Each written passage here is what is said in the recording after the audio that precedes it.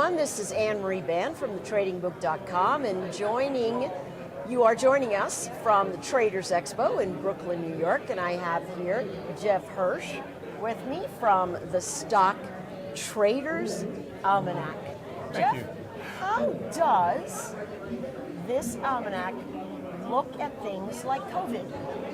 Well, you know, I did a decent bit of research. I was doing a sort of a short blog one day, and I ended up staying at it till later in the evening, past dinner time, and I went back and I looked at all these other viruses, going back to the Spanish flu in 1918, 1920, and the Hong Kong flu, the bird flu, the Asian flu, and SARS and MERS, and I went and I found all these things. And I picked the dates where it first became public, which was different at different points in history. Now we found out a little bit earlier because of the communication world.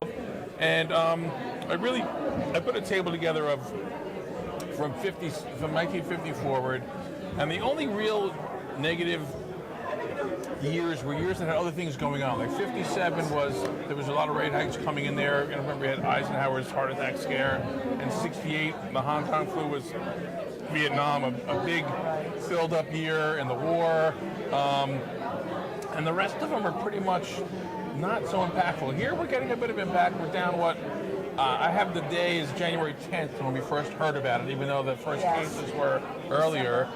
But we're getting to the area where, you know, it's starting to be down about 9.5% from the 10th on the S&P, if memory serves, and it's exposed some of the valuation issues that we had, and maybe what's happened is that the virus made January, negative for the S&P, and also pushed the Dow through the closing low of December. So this diminishes our outlook a bit. Coming into the year, we were quite a bit more bullish with the election cycle and an incumbent president running for re-election and some of the general fundamentals out there. So when we put together the chart of the years where the Dow closed below the December low and the S&P had a down January, you see the market sort of stay down and bounce around and chop for a bit.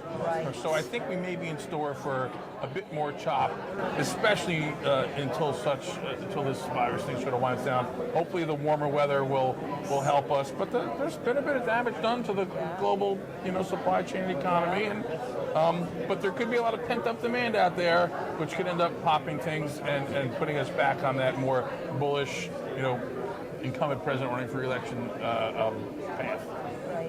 Now, Jeff, if I wanted to learn more about the Stock Traders Almanac, how could I reach you and your company? It's pretty simple. StockTradersAlmanac.com. The almanac's available wherever books are sold. We also have the newsletter at that website, StockTradersAlmanac.com.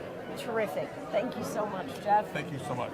Thank you, everyone, and we'll see you soon from the Traders Expo in Brooklyn, New York.